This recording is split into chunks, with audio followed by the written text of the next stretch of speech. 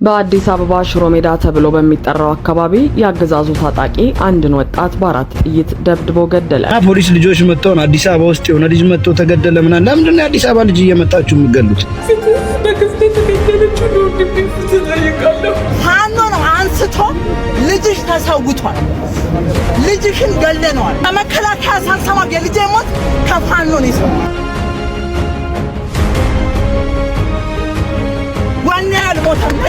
ሰላም ጤና ይስጥልኝ ቤተሰቦቻችን በአዲስ ቪዲዮ ተመልሼ መጣሁ። በዚህ ቪዲዮ የምንመለከተው በአዲስ አበባ ከተማ መንግስት አካላት ኦሮሮ በተባለ ወጣት የፈጸመውን የግፍ ግድያ አስመልክቶ ብዙዎች ተቃውሟቸውን እያሰሙ ይገኛሉ። እንደዚሁ ደግሞ ይህን አጋጣሚ በመጠቀም የአዲስ አበባ ወጣቶችም እንግዲህ ይደረሰባቸው የሚገኘውን ግፍና ብራ የተናገሩ ይገኛሉ። እሱን የምንመለከት ነው የሚሆነው። እንደዚሁ ደግሞ ከቢሾፍቱና ከአዳማ የሚሰሙ ነገሮችን ብዙዎችን እያነጋገሩ ይገኛሉ። እሱን የምንመለከት ነው የሚሆነው። ላይክና ሼር ማድረጋችሁን እንዳትረሱ። ሰብስክራይብ ለምንድን ነው የማታደርጉት?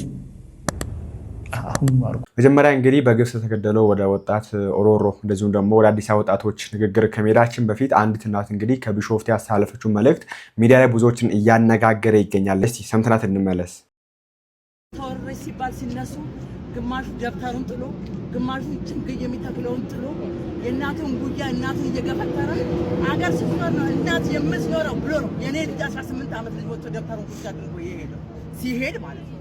አልክ ልጄ ብዬ ስለ አው እማዬ አገር ስትወረር ማየት አልችልም፣ አገር ስትኖር ነው እናት የምትኖረው ብሎ ስለኝ መርቄ ነው ልጄን ለአገር ሆ ብሎ ሲወጡ ሸኝቻቸው ተመለሱ። ሆ ብሎ ሲወጡ ፎቶ የተነሱት ራሱ አለ ለምስክርነት አገር ናትና እኔም ታግያ ቃለሁ እኔም ከትግል ጋር ኖራለሁ። ዛሬ ላይ ግን ሞትን እንኳን ለመስማት ደውዬ ልጄን ስልክ ላይ ስደውል ፋኖ ነው አንስቶ ልጅሽ ተሰውቷል፣ ልጅሽን ገለነዋል፣ ሊዋጋን ሲመጣ ብሎ ጎንደር አጅሬ ተራራ ላይ ነው ያለው የተሰዋ ብሎ ያለ ፋኖ። ከመከላከያ ሳልሰማ የልጄ ሞት ከፋኖ ነው የሰማሁት። ይሁን ለሀገር ነው የተሰዋው፣ ጀግና ስለሆነ ነው ልጄ የተሰዋው ብዬ እናት ነኝና አልቅሼ መጥቼ መዘጋጀት ስጠይቅ የምናውቀው ነገር የለም። ሄጃለሁ፣ ያልሄድኩበት ቦታ የለም። ልጅን ፍለጋ ልጅ ነውና ማለት ነው። ሲመጣልኝ ግን እዚህ ስመጣ አልመጣም፣ ስጠይቅ አልመጣም ሲባል ተንከራተትን። ልጄ ድምፁ የሰማው ቢሰዋ ነው፣ ቢሰዋው መርቄ የሸኘሁት ልጄ ነው። ልሂድ ብሎ ሲለኝ ሸኝቼዋለሁ፣ ለሀገር ነው የሸኘው። ሆ ብሎ ሲወጡ ነበርኩ ባጠገባችሁ ብዬ ስለው ትታሰሪያለሽ ልጅ ብለሽ መጥተሽ ስትጠይቅ ብሎኝ ያለኝ ሰው በአመት ከ3 ወሩ ግን እዚህ ተቀምጦ ሶስት ወር መጥቶ እዚህ ወረቀት ተቀምጦ በአመት ከ3 ወሩ የልጅን ሀዘን ሰው ሁሌም አዲስ ነው የልጅ ሀዘን። ነገስ የሚመጣውን እናውቀዋለን። ከጉያችን ያገሉት ልጆች ተደስተን እንደዛ እንደበፊቱ እንደሸኘዋለሁ ወይስ እኔ እወጣለሁኝ? ወኔ አልሞተም ነገም ዛሬም።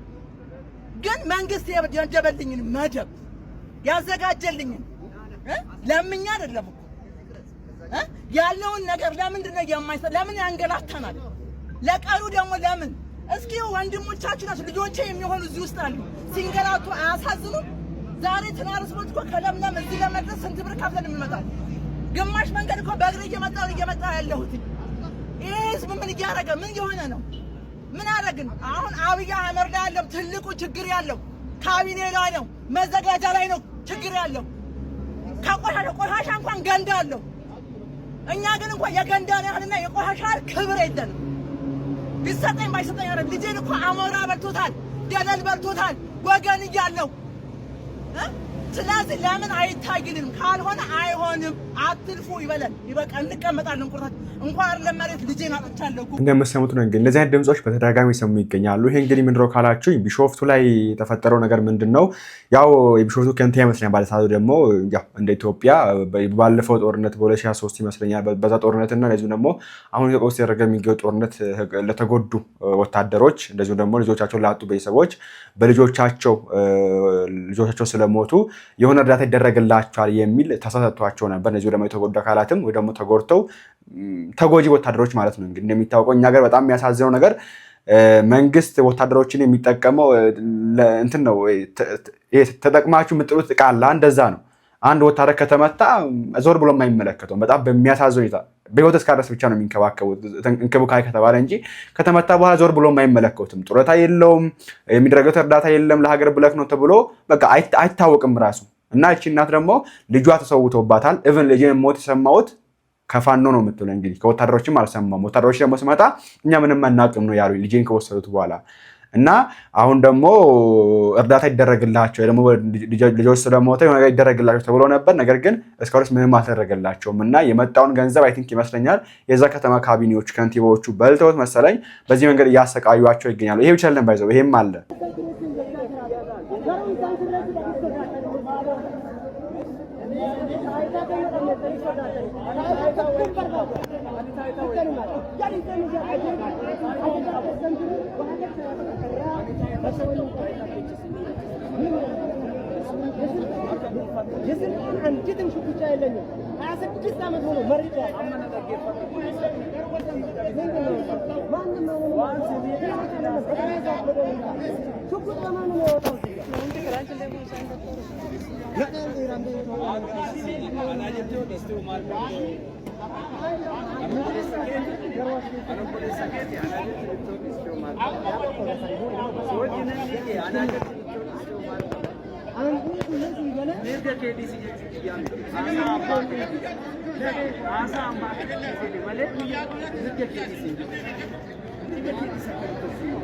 ይህም እንግዲህ ከዚሁ ጋር የሚያያዝ ነውና ቢሾፍቱና አዳማ ነው እንግዲህ በተደጋጋሚ ይሄ የሰማ የምንገኘው። የአዳማውን ነገር እመለስበታለሁ እና አሁንም ቢሆን የሚመለከቱ አካል እነዚህ እናቶች ባካችሁን የሚመለከታቸው አካላት በዚህ ጉዳይ ላይ ምላሽ ቢሰጡ በማለት ፈልጋለሁ። ወደ እመለስበታለሁ ወደዚህ ጉዳይ ወደ ኦሮሮ ጉዳይና ወንድማቸው ኦሮሮ እንግዲህ እንደሰማችሁት ትናንትና አሰምቻችሁ ነበር። ወደ ማታ አካባቢ ሰርቼላችሁ ነበር ቪዲዮ። በግፍ ነው እንግዲህ በአዲስ አበባ ስላቸው በጣም ነው የታዘበው። እንግዲህ እንደዚህ አይነት ነገር በአዲስ አበባ ፖሊስ መፈጠሩ በራሱና በድጋሚ እንስማው እስቲ። በአዲስ አበባ ሽሮ ሜዳ ተብሎ በሚጠራው አካባቢ ያገዛዙ ታጣቂ አንድን ወጣት በ4 ጥይት ደብድቦ ገደለ። ትናንት ሚያዝያ 29 ተገኝ ባልቻ ኦሮሮ የተባለ ወጣት በአንድ የፖሊስ አባል በወጣበት 4 ጥይት ህይወቱ ማለፉን ተከትሎ ዛሬ ሽሮ ሜዳ በጸጥታ ኃይሎች ተከባና ተሽከርካሪ እንቅስቃሴ ተገቶ መዋሉ ተገልጿል። የወጣቱ ታሪክ እጅግ ልብ ሰባሪ መሆኑን የሚገልጹት የቅርብ ወዳጆቹ ተገኝ ባልቻ ቀደም ሲል በሽሮ ሜዳ አካባቢ ስኬታማ የነጠላ ነጋዴ እንደነበርና ራሱንና ቤተሰቡን ከመደገፍ አልፎ ለብዙዎች ደራሽ የነበረ ወጣት እንደሆነ ይመሰክራሉ። ይሁን እንጂ በአገዛዙ የልማት ሰበብ የንግድ ሱቁ በመፍረሱና ንብረቱ በመጥፋቱ ወጣቱ ለከፍተኛ ኢኮኖሚ ኪሳራና ለስነ ልቦና ቀውስ ተዳርጎ ቆይቷል። ይህ በፈጠረበት ቁጭት ውስጥ ሆኖ ከአንድ ወር በፊት ከአንድ የፖሊስ አባል ጋር በፈጠረው አለመግባባት ለቀናት ታስሮ እንደነበርና በዚያው የእስር ቤት ቆይታው አባቱ ከዚህ ዓለም በሞት መለየታቸው ታውቋል። ወጣቱ የአባቱን የቀብር ስነ ስርዓት እንኳን እንዲታደም ሳይፈቀድለት ሀዘኑን በእስር ቤት እንዲያሳልፍ መገደዱን የአካባቢው ነዋሪዎች ይገልጻሉ። ተገኝ ከሳምንታት በፊት በዋስትና ተፈቶ የአባቱን መቃብር በመጎብኘት ሀዘኑን እየተወጣ ባለበት ወቅት ነው ድንገተኛ የግድያ ጥቃት የደረሰበት። ትናንት ሚያዝያ 29 ከጓደኞቹ ጋር በለመደበት ስፍራ ተቀምጦ እያለ በፓትሮል መኪና የመጡ የጸጥታ አካላት ለጥያቄ ትፈለጋለህ በሚል ወደ ሽሮ ሜዳ 02 ጣቢያ ከወሰዱት በኋላ ቀደም ሲል ቂም የያዘው የፖሊስ አባል በጣቢያው በር ላይ ሽጉጡን አውጥቶ 4 ጊዜ በመተኮስ ወጣቱን ህይወቱን እንዲያልፍ ማድረጉ ተነግሯል። የአካባቢው ነዋሪ ፍትህ እንፈልጋለን በሚል ተቃውሞ እያሰማም ይገኛል። በዛሬው ዕለትም በሽሮ ሜዳ አካባቢ መኪና ማለፍ የተከለከለ ሲሆን ሰፈሩ በሙሉ በፖሊስ ተከቧል። የሰው ልጅ ነፍስ ዋጋ እያጣ ነው የሚሉት ቅሬታ አቅራቢዎች አገዛዙ በህግ ስም የሚፈጸሙ መሰል ጥቃቶችን እንዲያስቆምም እየጠየቁ ይገኛሉ። ይህ ጭብጨባ የደስታ ፈንጠዝያ ጭብጨባ አይደለም። ይልቁንም በግፍ ለተገደሉ ወንድማቸው ፍትህ የሚጠይቅ ድምፅ እንጂ። ሽሮ ሜዳ ተወዳጅ ወጣቷን አጣች። ህዝቡም ነግበኔ ነውና ፍትህ ያስፈልገናል አለ። የአዲስ አበባ ፖሊስ ጠቅላይ አዛዥም ነገሩን እኔ አይወክለኝም፣ በጽኑ እቃወማለሁ፣ ፍትህም እናሰፍናለን አለ። ነገሩ እንዲህ ነው። ወጣት ተገኝ ባልቻ ወይም ኦሮሮ ከዚህ በፊት በነጠላ ንግድ ይተዳደር ነበር። አግኝቶ ማጣትንም ከሱ በላይ የለም። ታዲያ በዚህ ንዴትም ይጠጣል፣ እንዲሁም እስከ እብደት ደረጃ ደርሷልም ይላሉ የሰፈሩ ልጆች። በዚህ አጋጣሚ ነበር ሞተር ተራ ላይ የህግ አስከባሪ ጋር ይጣላና ግብግብም ይፈጥራሉ። ኦሮሮም ፖሊሱን ላይ ሰነዝርበታል። እስር ቤትም በዚህ ጉዳይ ይገባል። እስር ቤት እያለ ነበር የአባቱን ሞት የተረዳው። ከዛ ሁሉ አጣብቅኝ ውስጥ በዋስ ተፈታ። አባቱን መቅበር ባይችልም እርሙን እዛው ቀብር ቦታ ሄዶ አወጣ። እዚህ ቁጭት ላይ ያለ ከ2 ሳምንት በኋላ እዛው ሞተር ተራ ሽሮ ሜዳ ጋር ለአንድ ጉዳይ ትፈልጋለህ ተብሎ ይወሰዳል። ፖሊስ ጣቢያ ከደረሰም በኋላ የአዲስ አበባ ፖሊስ እንዳስታወቁ ከሆነ ፖሊስ ጣቢያው አልገባም የሚል ግርግር ይፈጥራል። በዚህ ጊዜ ነበር ከዚህ በፊት ተጣልቶት የነበረው ፖሊስ ረዳት ሳጅን ቶማስ ተመቸው ያንን ቂባት ስቦ በክላሽንኮቭ 4 ቦታ ተኩሶ የገደለው። ታዲያ ይህንንም ድርጊት የአዲስ አበባ ፖሊስ ይህ የእኛን ተቋም የማይወክል ከቆምንለት ህዝብን የመጠበቅ ዓላማ ጋርም የማይገናኝ ምንም እንኳን ኦሮሮ ግብግብ መፍጠሩ አስፈላጊ ባይሆንም በሰብአዊነት ደረጃ ይህ ድርጊት መወሰዱ የእኛን ተቋም የማይወክል መሆኑ ይታወቅልን፣ ህዝብን ልንጠብቅ እንጂ ልንገድል አይደለም የቆም ነው ብለዋል። ገዳዩን በቁጥጥር ስር ውሎ ምርመራ እየተደረገበት እንደሆነና የበለጠ መረጃም ካለ እንደሚያሳውቁ የአዲስ አበባ ፖሊስ ገልጸዋል። ያም ሆነ የትኛውም ሰው ህይወት በሌላ ሰው መቀጠፍ አለበት ብዬ አላምንም። ሀብታምም ሆነ ድሃ፣ የተመቸውም ሆነ ያልተመቸው፣ ደላውም ከፋውም የትኛውም ኢትዮጵያዊ ከዚህ ሀገር ውጭ የለውም። የትኛውም ሁኔታ ውስጥ ቢሆን የሰው ልጅ የተሰጠውን ህይወት በሰው ህይወት መነጠቅ የለበትም። የመኖር መብቱ ተጠብቆ ፈጣሪ እስኪጠራው ድረስ መኖር አለበት ብዬ አምናለሁ። አዲስ አበባ ፖሊስን ፍትህ አስፍኖ ግፍ ለተገደለው ወጣት ኦሮሮን ፍትህ እንደሚሰፍን እጠብቃለሁ። እንደሰማሁት ነው እንግዲህ በዚህ መንገድ ይሄን ወጣት ብዙ ነገር ነው የነጠቁት። እንግዲህ በልማት ምክንያት የሚሰራበትን ስራ ነጠቁት። አሁን ደግሞ ህይወቱንም ነጥቀውታል። እንግዲህና በዚህ ጉዳይ ላይ የአዲስ አበባ ወጣቶች ይሄ ስለወጣ ነው እንጂ በጣም ብዙ አለ እኮ እንደዚህ የተፈጠረ የሚገኝ በጣም ብዙ በደል የደረሰብን ነው የሚገኘው። አዲስ አበባ ውስጥ እኛ ወጣቶች መንቀሳቀስ አልቻልንም እያሉ ድምጻቸውን እያሰሙ ይገኛሉ። እስቲ አይተን እንመለስ በጥቂቱ። በግፍ የተገደለው ወንድማችን ወጣት ኦሮሮ ማለት ነው አሁን በግልጽ ስለታየና በቪዲዮም በምንም ህዝቡም ስለሚያውቅ ነው እንጂ ማለት ነው። በየቦታው ህግን የማያውቁ የህግ አስከባሪዎች አሉ የትም ቦታ ላይ ማለት ነው። በተለይ አዲስ አበባ ማለት ይሄ ደንብ ምናምን ይባል ማለት መጀመሪያ ራሱ ህግን የማያውቅ ማለት ነው። ስለ ህግ ጠንቅቆ የማያውቅ የህግ አስከባሪ አንድ የህግ አስከባሪ እኮ ሲጀመር መጀመሪያ ላይ ህግን ማወቅ አለበት። የሚያስከብረውን ህግ ቀድሞ ማወቅ አለበት። ከየት እንደምታመጣቸው የትኛውን ትምህርት እንደተማሩ የትኛው መጽሐፍ እንዳነበቡ ምን አይነት ዕውቀት እንዳላቸው ማናቀም። መጀመሪያ የህግን ስርዓት ጠንቅቀው አያውቁም። መጀመሪያ የህግ አስከባሪ ስትሏቸው እናንተ መጀመሪያ ላይ ህግን አስተምሯቸው። እዚህ ሀገር በፖሊስ ዙሪያ ትልቅ ችግር እየፈጠረ ያለው ማን እንደሆነ ታውቃላችሁ? ፖሊስ መጥቶ ጤና ይስጥልኝ ብሎ ኦር ሲቪልም ከለበሰ መታወቂያውን አሳይቶ ምናምን ቢይዝህ ምናምን እሺ በቃ አርደኝነት ስላል ዘርበል ሂድ ምናምን ስለሆነ ማንም ፖሊስ መጥቶ የፈለገውን ሰው ይዞ መሄድ ይችላል። ምክንያቱም ዲሲፕሊን የለማ። ድብና አድርጎ ዲሲፕሊን የለም። ጥቂት ሰዎች ጋር ነው የምታየው ማለት ነው። እና ፖሊስ ልጆች መጥተው አዲስ አበባ ውስጥ የሆነ ልጅ መጥቶ ተገደለ ምናምን። ለምንድን ነው የአዲስ አበባ ልጅ እየመጣችሁ የምትገሉት? ይደብራል። አንድ አዲስ አበባ ልጅ ዱርዬውንስ ለምን ትነካዋለህ? ምንድነው እንዴ? ከፈለክ ስም ከምትሰጠው ስራ ስጠው። በቃ በዲሲፕሊን አውረው አስተምረው። ህግ እንድታርሙ ነው እንድታስተካክሉ ነው። ማንም ፖሊስ ነኝ ብሎ የፈለገውን ነገር ያደርጋል። እንጦጦ ላይ ሰው ሲዘረፍ ነበረ ምናምን ነበረ። ህዝቡ ፖሊስና ሌባውን በምን ይለየው? ቢያንስ ፖሊሱ በዲሲፕሊን ነገሮችን በዲሲፕሊን አዋርቶ በትክክለኛ መንገድ ካልሄደ ማንም ሰው የፈለገውን ፖሊስ ነኝ ማለት ይችላል። ስለዚህ ህግ እያከበራችሁ ስሩ፣ አታሰድቡ። ከላይ ያሉትንም አለ አይደለ በቃ ፖሊስነትን የተሰጠህን የፖሊስነት ምግባር ወደ ሌላ ነገር መቀየር የለብህም እና ህዝቡን አክብሩ፣ ሰውን አክብሩ፣ ነገሮችን ለማረም ሞክሩ። አርደኝነት ብቻ እኔ ኃይለኛ ነኝ ብቻ እኔ አንዳንዴማ ከፈጣሪ በላይ ነን የምትሉ አላችሁ። ካለኛ ትክክል ሰው የለም የምትሉ አላችሁ። ይደብራል። ስርዓት ያላቸውን ፖሊሶች አታሰድቡ። ስንት ምርጥ ፖሊሶች አሉ። ስንት ምርጥ ስነ ምግባር ያላቸው አሉ። እና ይሄ ላይክ አንዳንድ ጊዜው የኦሮሞ ነው። እንደፈለጋችሁ ኦሮሞ እንደፈለገ ፖሊስ ነኝ ብሎ እንደፈለገ እንደው ማን ነው ያዘዘው? ህግ ነው። ብሔር ሁሉም ብሔር እኩል ነው። እንዲህ አይነቱ ነው ዶክተር አብይን የሚያሰድበው። ኦሮሞ ስለሆነ አንተን ምንም ማድረግ አይችልም የለበትም። እሱ ማን ነው? ከህግ በላይ ነው እንዴ? የፈለገ ኦሮሞ ስለሆነ እንደዚህ የሚያደርግ ኦሮሞን አይወክልም። ገባችሁ? ስለዚህ የኦሮሞንም ስም አታሰድቡ። ፖሊስ ጋር ግን ስታይ እንደ ኦሮሞ እንደምናምን ሳይሆን ሁሉም ፖሊስ የራሱ ባህሪ ያለው። ገባችሁ? ለዚህ እዚህ አይነት ነገር ይስተካከል በቃ እንዴ።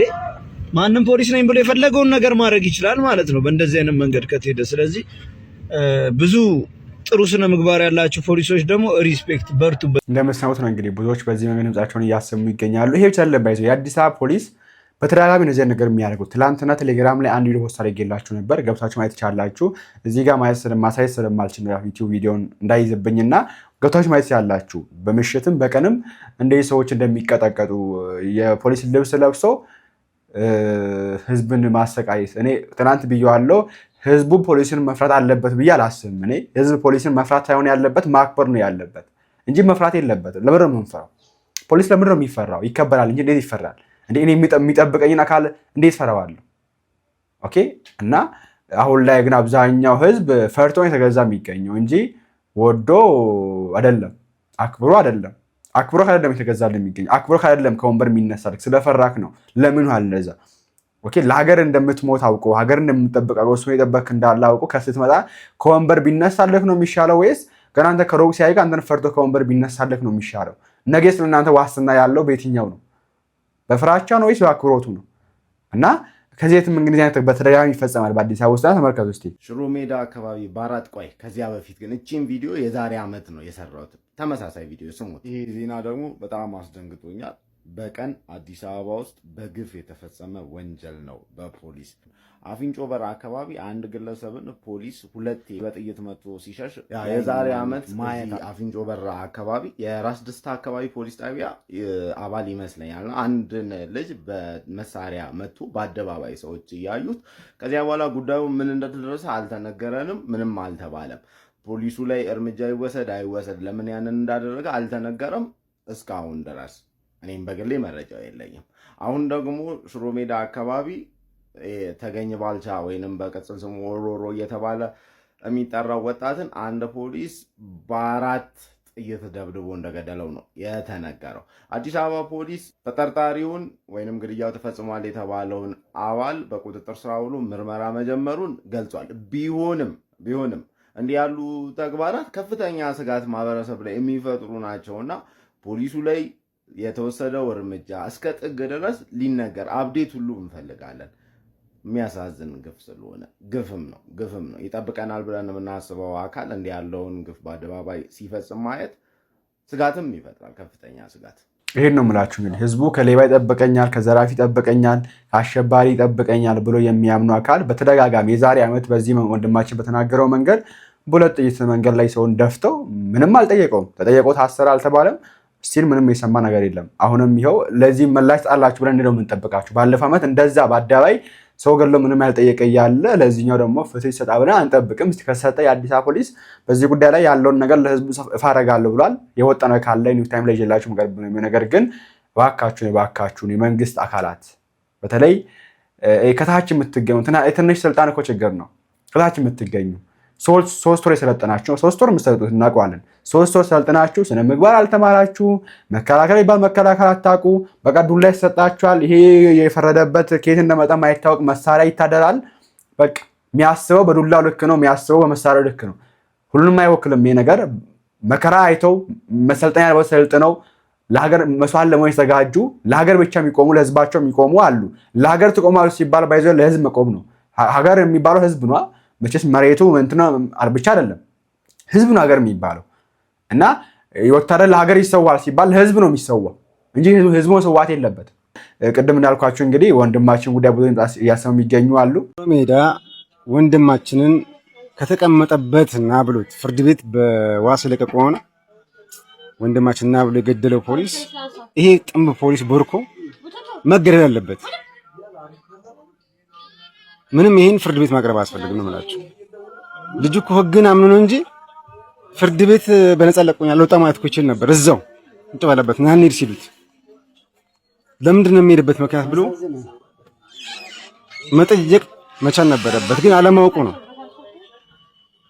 የፍርድ ቤት ወረቀት ይዛችኋል አልሄድም ማለት ይችል ነበር፣ ወይ ደግሞ ክስ ካለበት ክስ ወረቀት አሳቢ ማለት ነበረበት። ስለዚህ ከዚህ በኋላ ማንኛውም ፖሊስ ኑና ሄዱ ሲላችሁ እምቢ በሉት። ስለዚህ አዲስ አበባ ፖሊስ ወደ ሽብርተኝነት ተቀይሯል። ሰላም ቤተሰብ፣ ሰላማችሁ ከሁላችሁም ጋር ይሁን። በእርግጥ በራሴ ድምፅ እንዲወጥቼ አላውቅም፣ ቪዲዮም ሰርቼ አላውቅም። ቤተሰብ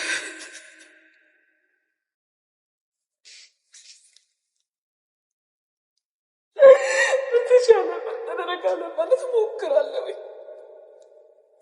ፍትህ ልጠይቅ ነው። ፍትህ በግፍ ለተገደለችው ለወንድሜ ፍትህ ጠይቃለሁ። በግፍ ለተጨናገፈችው ነፍስ ፍትህ ጠይቃለሁ። የሀገሬ ሕዝብ ፍትህ እንጠይቃለን። ለወንድማችን ፍትህ፣ ለወንድሜ ፍትህ፣ ለለጋው ዕድሜው ፍትህ፣ ወርቶ ላልጠገበው ለለጋው ወንድሜ ፍትህ።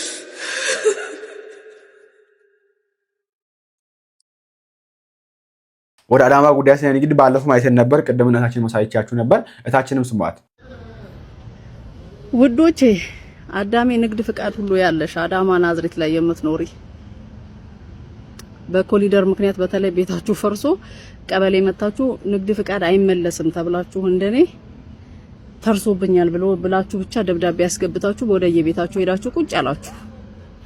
እኔ በሰዓቱ ማለት ነው ኮሊደር ሁሉንም ሲያነሳው የኔም ጸጉር ቤት ተነስቶ ነበር፣ ፈርሶ ነበር ይታወቃል። ያ ከዛ ንግድ ፍቃዱን አመጣሁና እቃውን ሸጥኩትና በቃ ካሁን በኋላ የትም ሄጄ መስራትም አልችልም ብዬ ደከመኝም ብዬ እቃውን ሸጬ መጥቼ ንግድ ፍቃዱን ለመመለስ ፈልጌ ነው ስል ንግድ ፍቃድ መመለስ አይቻልም ተባልኩኝ። በሰዓቱ የዛሬ አመት በ25 7ኛ ወር 2017 ከዛ አይቻልም። ታዲያ ምን ላድርግ?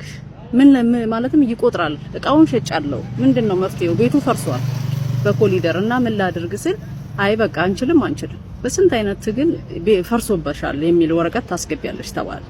እሺ ብዬ ፈርሶብኝ በዚህ ምክንያት ብዬ ማመልከቻዬን አስገባው ከፋይሌ ጋር ማለት ነው።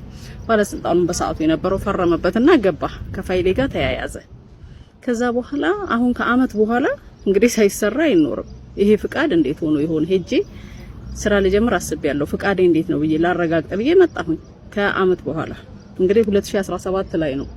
አሁን ቀበሌ ነው ያለሁት፣ ራሱ እዚሁ ገቢዎች ጋር ነው ያለሁት።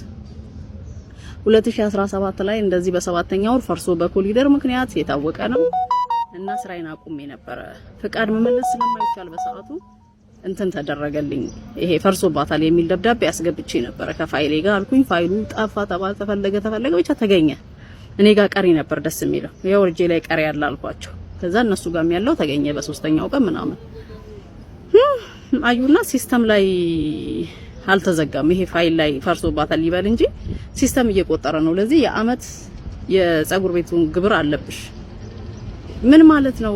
ይሄኛው ፋይል ተሰጥቶ ቀሪ እጄ ላይ ይዤ ከፋይል ጋር አያይዤ የለ እንደ ደብዳቤ በሚል ለማስረዳት በጣም ረጅም ሰዓት ሞከርኩኝ። ማንም ሊረዳቸው አይችልም። የራሳቸው ስህተት መሆኑን ራሱ እንኳን ሊቀበሏቸው አይችሉም። ምክንያቱም ፋይል ጋር ከተያያዘ ወረቀት ለምንድን ነው የኔ ስህተት የሚሆነው? ሲስተም ላይ አለመግባቱ ችግር ለምንድን ነው የኔ የሚሆነው? እሱ በጣም ጥያቄ ሆኖብኝ ነበር በሰዓቱ እና በቃ ሄድኩኝ። ከዚህ ሂጂና እዛ ቢሮ ሲሉኝ እዛ ቢሮ ከተማ ውስጥ ያለው ሁሉ ገቢዎች ቢሮ መዞር ጀመርኩኝና ይሄው እንደዚህ አይነት ነገር አለ ከፋይሌ ጋር ተያይዟል፣ ግን ሲስተም ላይ አልተቋረጠም ብለውኝ የአመት መገበር አለብሽ አሉኝ። የምገብረው እኮ ስትሰራ እኮ ትገብራለህ። ለምን እኔ ብሰራ እኮ ይሄን አህልም ሊሆን አልችልም። ግን የፈረሰ ቤት ያልሰራሁበትን እንዴ ምን ብዬ ነው የአመት የምከፍለው? ሲቀጥል ደግሞ የአመት ለመክፈል እኮ ራሱ ብር ያስፈልጋል አይደል እንዴ? ስራ ሳይኖረኝ እንዴት ነው የአመት የምከፍለው? ብቻ ይሄን ሁሉ ግንዛቤ ውስጥ እንዴት አከቱ ሊያዳምጡኝ አልቻሉ። ሄድኩኝ በየአንዳንዱ ቢሮ ሄድኩኝ። ብቻ ላይ ያለው ቢሮ ሲሄድ አላህ ይስጠው ያለውን ነገር ተረዳኝ መሰለኝ። እሱ ጻፈልኝ ወረቀት። እሱንም አምጥቼ ከሲስተም ላይ ማቋረጥ አንችልም በቃ ምናምን አሉኝ። እንደገና በቃ ያፈሰስኩት እንባ አልኳችሁ። እኔ እንጃ እኔ እንደዚህ ሰው ሲሞትበት እንደኔ እንደዚህ የሚያለቅስ አይመስለኝም። በየጊዜው እየመጣሁ እንደዚህ በቃ አማራጭ ስታጣ ምን ታደርጋለህ? ታለቅሳለህ እንጂ እኔ በጣም ማልቀስ የምጠላ ልጅ ነኝ እኮ በጣም ጠንካራ ነኝ ብዬ የማስብ ልጅ ነኝ። ግን በቃ አማራጭ ማጣት ለካ ደካማ ያደርጋል ሰው።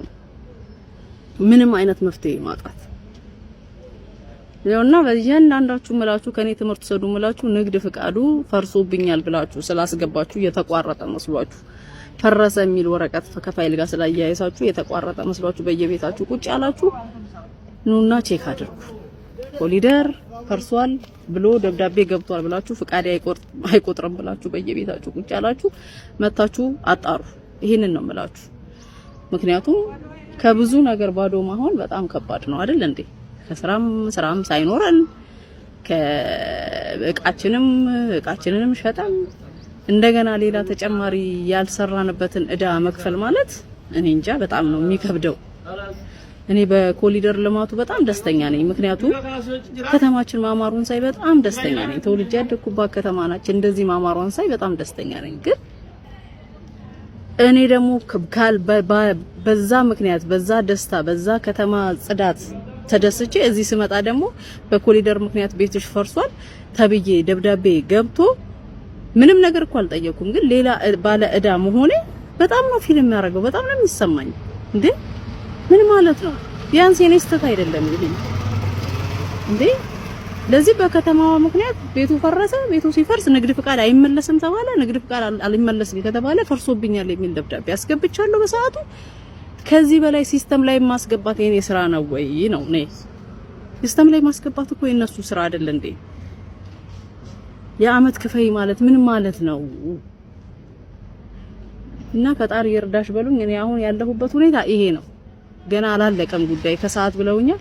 አሁን እንደ ጎዳና ያው ቁጭ ብያለሁ። እዛ ገቢዎች ቢሮ ፊት ለፊት ኮብልስቶን ላይ ቁጭ ብዬ ነው እንደዚህ መለፈልፈው እንደ እብድ። እና መጨረሻ አሁን ምን እንደሚወስዱልኝ መፍትሄ አላውቅም። ይሄው ስንት ቀኔ ከቢሮ ወደ ቢሮ ከመሬት አስተዳደር ቤቱ መፍረሱን ወረቀት አምጪ ሁሉ አሉ። ይሄን ያህል ነው በቃ። ወረቀት አጽፌ ወስጃለሁ። አሁን እሱ ደግሞ ለማጽደቅ ገና ጊዜ ይፈጃል ብለዋል። ለዛ ያለው ሁኔታ ይሄ ነው። አዳሜ ከኔ ተማሪና ነይና በየቀበሌሽ በየንግድ ፍቃድ ባወጣሽበት ቼክ አድርጊ። ፈርሷል የሚል ወረቀት ምን ወረቀት ፋይል ውስጥ ያለው ወረቀት ሁሉ ምንም ፋይዳ የለውም። ሲስተም ላይ አልተቋረጠም። እኔ ዛሬያችን ይሄን ይመስላል። አሁንም ቢሆን ማለት ፈልገው ነገር በተቻለ አቅም በዚህ ጉዳይ ላይ የሚመለከታችሁ አካላት እባካችሁ ህዝቡ ላይ አትቀልዱ፣ ሀገር ላይ አትቀልዱ። በትክክል ሀገር የሚመሩትን ጥራት ያላቸውን አሰልጥናችሁ ህዝቡ ላይ አስተማሩ እንጂ ምንም ያልተማረ 3 ወርም የማይማር አለ፣ ዝም ብሎ መሰረት የሚሰጠውም አለ። በዛ መንገድ አይሆንምና በተቻለ አቅም ይሄ ነገር ቢስተካከልና ለህዝቡ ታስቡ ያስፈልጋለሁ። እናንተ ማስተዋወቂያ አስቀምጡ በዚህ ጉዳይ ላይ በወንድማችን ኦሮሮ ጉዳይ እንግዲህ አዲስ ካለ ይላችሁም ቅርብ ነው የሚሆነው። አሁንም ቢሆን ፍትህ ለወንድማችን ኦሮሮ ያስፈልጋለሁ። ሀገራችን ኢትዮጵያ ሰላም ያርግልን። ቸር ቆዩልኝ።